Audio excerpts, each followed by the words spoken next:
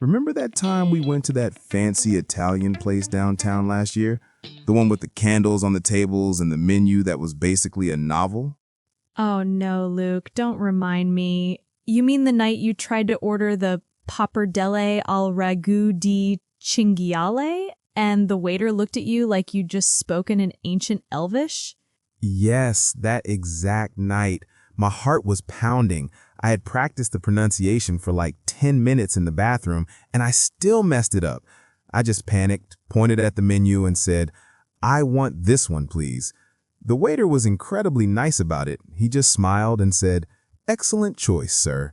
But inside, I felt like a little kid who couldn't read. It totally killed my confidence for the whole meal. And the thing is, that feeling is so common. Almost everyone learning English has been there.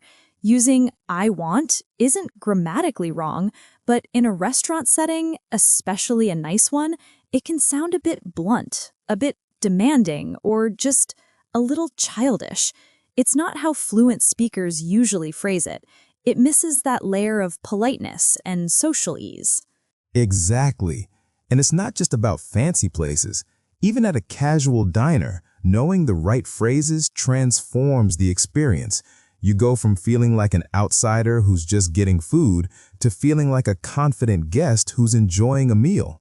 There's a rhythm to these interactions, a kind of unspoken script. That's what we're unlocking today. We're giving you that script.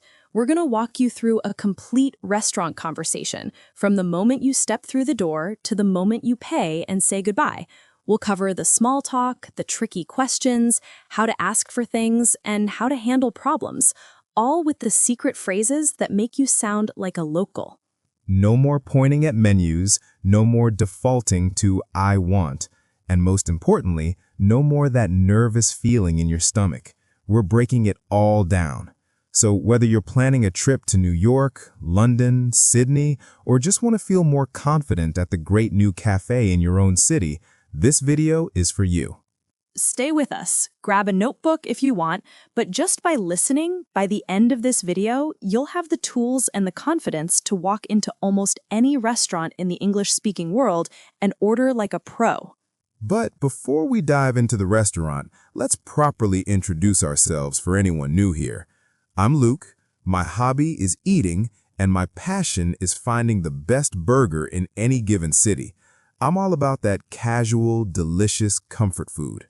And I'm Megan. I call myself a foodie, which is a casual word for someone who is really enthusiastic about food. Not a professional chef, but someone who loves exploring new cuisines, reading menus for fun, and yes, sometimes taking pictures of my food. I love both a fancy tasting menu and a perfect street taco. So, Megan, a very important question to set the mood. Are you actually hungry right now? Actually, yes. I skipped breakfast today because I was finishing up some edits for our last video. My stomach has been growling for the past hour. It's getting a little embarrassing, honestly. Perfect. That's the ideal state for this lesson. Let's use our imaginations. Close your eyes for a second, everyone. It's a beautiful Saturday afternoon. We're in a bustling, cozy American cafe called the Sunshine Cafe. It's lunchtime, so the place is lively but not overwhelming. I can hear the low hum of conversation, the clinking of cutlery on plates. There's a faint smell of roasted coffee beans and something sweet, like baked pastries, mixed with the savory smell of grilled onions and fries.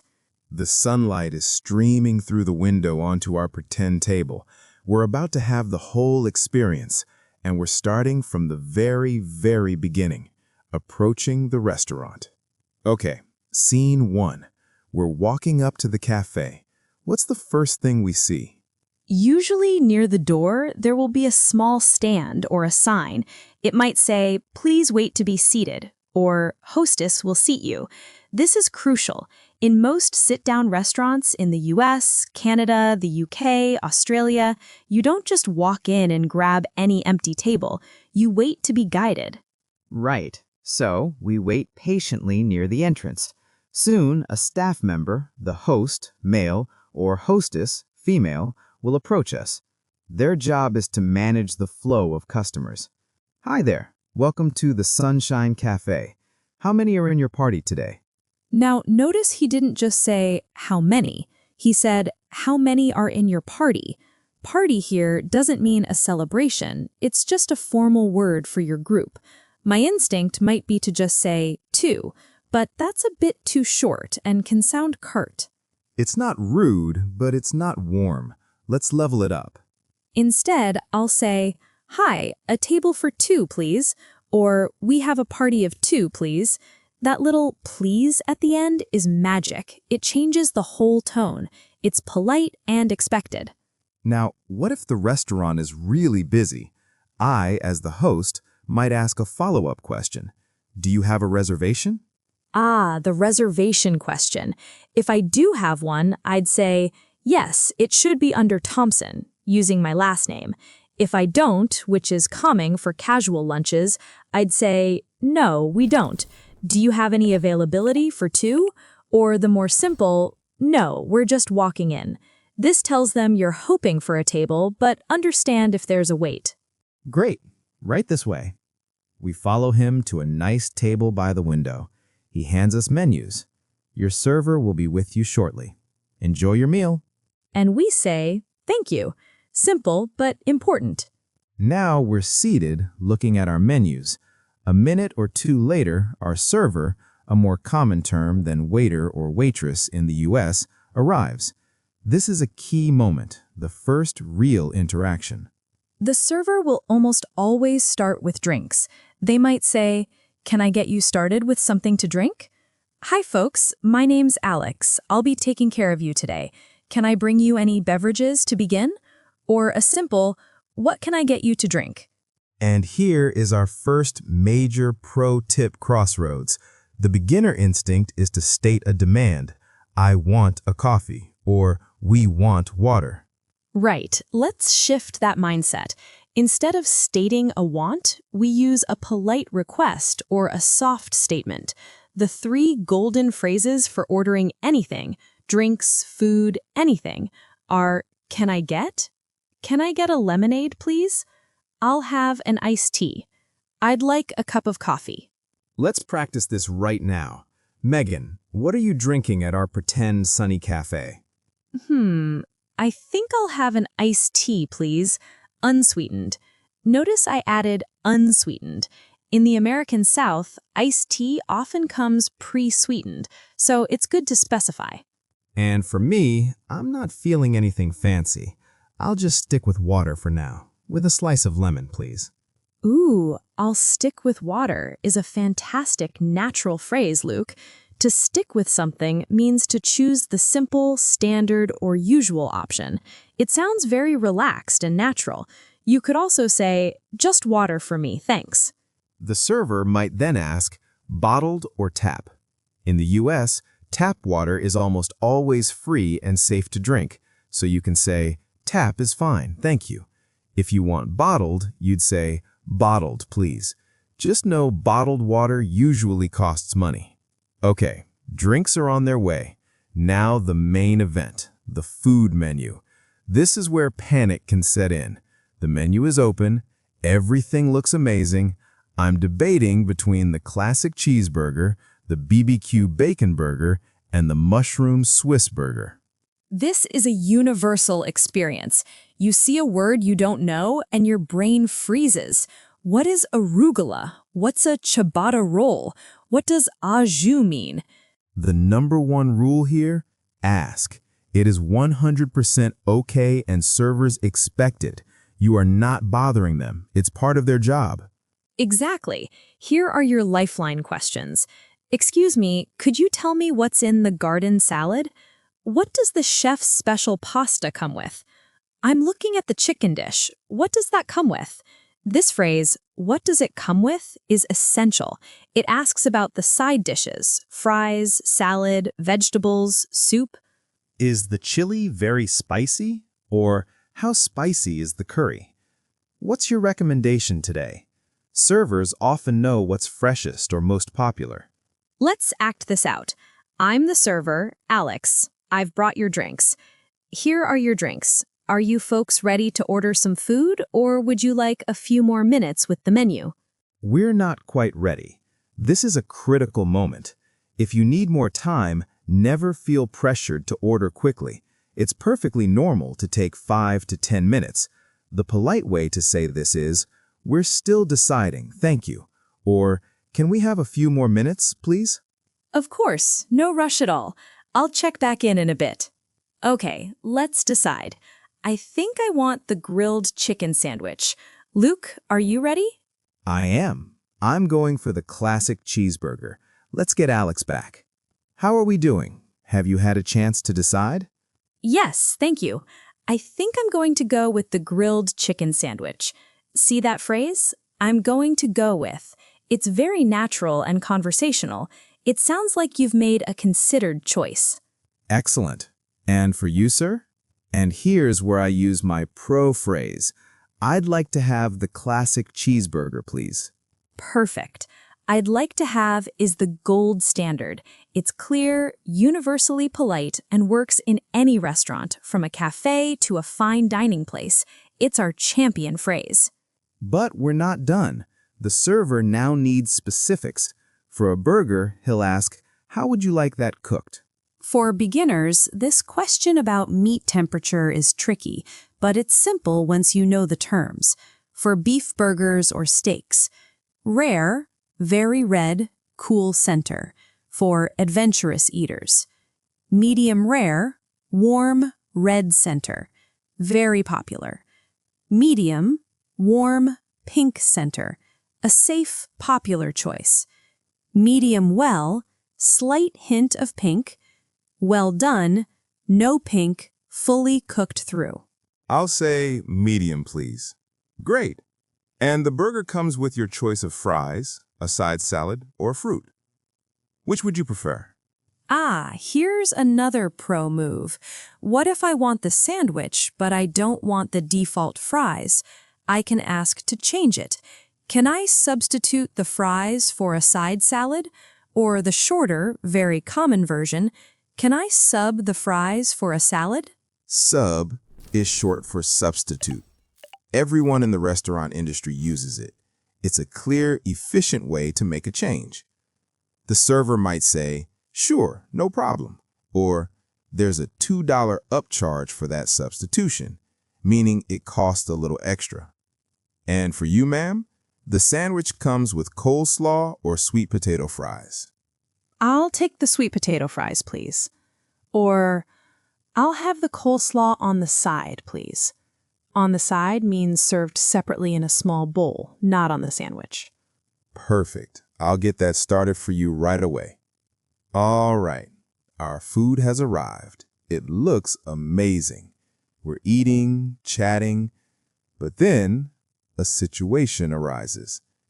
Megan, my water glass is completely empty. My throat is dry. This is the part people dread. Asking for things during the meal. You don't want to be a nuisance, but you also need water. The key is timing and politeness. Never shout, "Hey," or "Waiter," across the room. It's considered rude. Instead, use one of these strategies. The patient eye contact. When your server walks by your section, make gentle eye contact. They are trained to notice this. They'll usually come over. The polite verbal signal. If they're nearby but busy, say softly, "Excuse me," when you have a moment. This acknowledges they're busy. The clear request. When they come over, be specific. Don't just say, "Water." Say, "Whenever you have a second, could I get a refill on my water, please?" Refill is the magic word in the US for getting more of a drink, usually for free if it's a basic drink like tap water, coffee, or soda. Could I get a refill on my coffee, please? Now, let's talk about a bigger problem. What if there's something wrong with the food? Megan, you take a bite of your chicken sandwich and it's cold in the middle. This is uncomfortable, but it must be handled politely and immediately. Don't suffer through it and complain later. Again, wait for the server to check on you. They usually ask, "How is everything tasting?" Then say calmly and politely, "Excuse me, my chicken sandwich is a bit cold in the center. Could you possibly have it warmed up a bit more?" Notice the phrasing, not "this is cold, it's terrible," but stating the fact politely and suggesting a solution. They will almost always apologize and fix it immediately. Or what if they brought the wrong dish? Say they brought me a veggie burger instead of a cheeseburger. "I'm sorry, I think there might be a mix-up. I ordered the classic cheeseburger, but this looks like the veggie burger." Remaining calm and polite ensures the problem is solved quickly and without any awkwardness. Okay, we've finished our delicious, problem-free meal. We're full and happy. Now it's time to pay. In the US and many other places, you typically pay at your table. The server will not bring the bill until you seem finished. They might ask, "Can I get you anything else?" Or "Are you all set?" I'm all set is a great phrase to know. It means I am finished. I don't need anything more. So you can answer, "No, thank you. We're all set." Or, "Just the check, please." You can also ask for it proactively. If the server is busy and you're ready to leave, you can catch their eye and make a subtle writing in the air gesture, or say, "Excuse me, could we get the check when you have a moment?" The check, or bill in the UK, arrives. Now, how are we paying? If I'm treating Megan because she helped me with this script, I'd say, "It's on me," or "I'll get this." That means I'm paying for everything. That's so kind. But more commonly, friends split the cost. You have options. Can we split the check? This could mean dividing the total evenly, or can we get separate checks? This is clearer. It means you want individual bills, so you only pay for what you ordered. Can we pay together? This means one bill for the table, and you'll figure out the money amongst yourselves. You hand over your credit card or cash. The server will take it and process the payment. In the US, when they return with the receipt, you'll add a tip, usually 15 to 20% of the pre-tax total for good service. You write the tip amount and total on the receipt and leave it at the table. As you get up to leave, the final touch, a thank you.